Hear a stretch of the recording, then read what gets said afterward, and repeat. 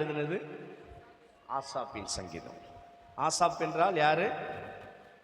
சங்கீதம். இவர் எத்தனை சங்கீதத்தை எழுதியிருக்கிறார் அப்படின்னு நம்ம வேதம் நமக்கு வலியுறுத்துது அப்படின்னா 12 சங்கீதத்தை தான் எழுதியிருக்கிறார். எத்தனை சங்கீதத்தை எழுதியிருக்கிறாரு?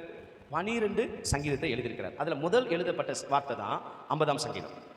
அதுக்கப்புறம் அவரு 20 அதிகாரத்துல எங்கேயுமே என்றாவல 70க்கு அப்புறம் நீங்க பார்க்கும்போது 80 வரைக்கும் அவர் என்ன செய்கிறாரு? 81 82 சங்கீதம் வரைக்கும் என்ன செய்கிறாரு? அவர் பார்க்கும்போது ஒரு பாடகர். இந்த பைபிள்ல முதல் ஒரு பாட்டு குழுவை உருவாக்கினவர் அப்படின்னு சொன்னா அது தாவீது. பாட்டு குழுவை சர்ச்சில் இப்ப நம்ம பாடுறோம்ல, பாடிட்டீங்க முன்ன ஒரு 4 பேர் கொயர்ல போறோம்ல, அந்த கொயர் வேலை செஞ்சவர் யாருன்னா இந்த ஆசாப்பு. அதுக்கு ஹெட் யாரு அப்படின்னா தாவீது. அல்லேலூயா. நான் சொல்றது புரியுதுங்களா?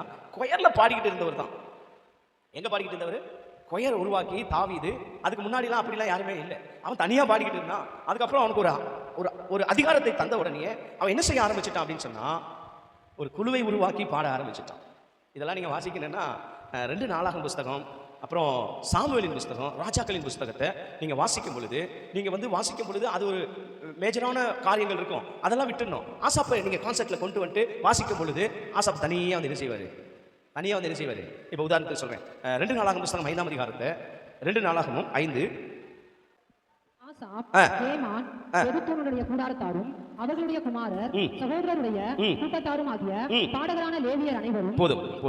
இதுல 3 விஷயங்கள்ல இந்த வசனத்தை நீங்க ஆசாப்பை மட்டும் பார்க்கணும் அப்படின்னு சொன்னா, 3 பேர் வருகிறார்கள் இந்த குழுக்கு. எத்தனை பேர் இருக்கிறாங்க? கொயர்ல எத்தனை பேர் இருக்கிறாங்க? 3 பேர் வராங்க. ஒருத்தர் யாரு? ஆசாப், ஏமான், அப்புறம் யாருங்க?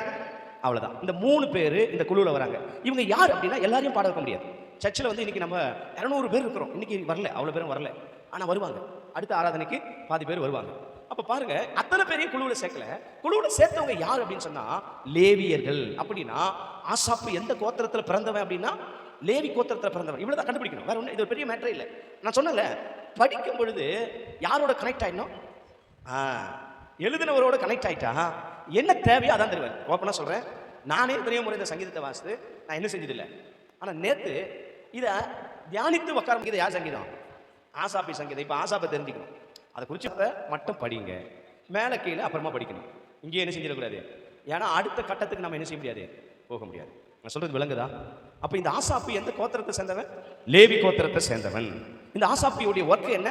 பாடுகிறவனா இருக்கிறான். இந்த ஆசாப்பு அப்போ பாடின சங்கீதம் எத்தனை சங்கீதம் அப்படின்னா 12 சங்கீதம். இப்போ இந்த ஆசாப்பு தாவீதோடு இணைந்த ஒரு நல்ல, அவனோடு இணைந்து ஊழியம் செய்த ஒரு தேவ மனிதன். அல்லேலூயா. என்ன மனிதன்?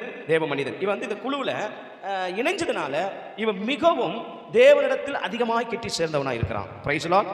அல்லேலூயா.